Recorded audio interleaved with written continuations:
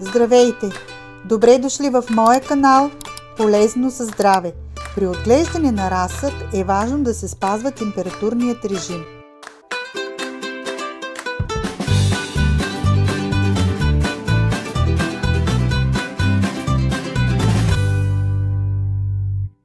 Пряко влияние върху растежа и развитието на бъдещите растения оказва спазването на температурния режим.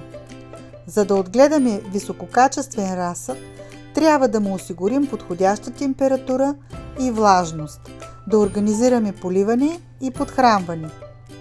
Сред топлолюбивите култури най-популярни са домати, пипер, патладжан, боб, както и всички тикви.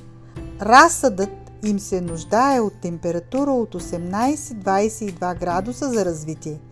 Умерено взискателни към топлина са лук и прас, маруля, целина, цвекло и картофи. Те предпочитат температура за растеж от 16 до 18 градуса. Растения устойчиви на ниски температури, чието разсъд се развива при 13-15 градуса, са всички видове зеле. Докато не поникнат семената, растенията обикновено не се нуждаят от светлина, но през този период семената се нуждаят от висока температура и влажност.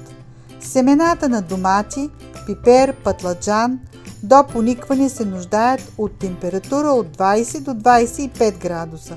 Семената на краставици до поникване се нуждаят от температура 25-28 градуса. Понякога семената започват да покълват при 14-16 градуса, но все пак е по-добре да ги държим на топло.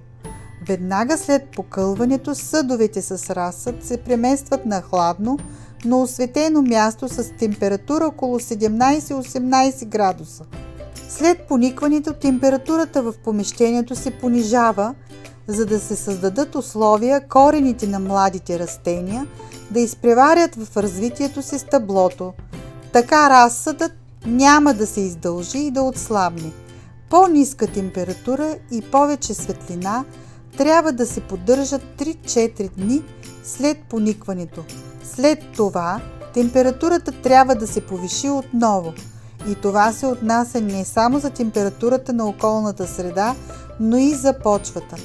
Ако почвата не се затопли до праговата стойност от 14 градуса, това ще доведе до факта, че усвояването на фосфор и азот ще се влоши.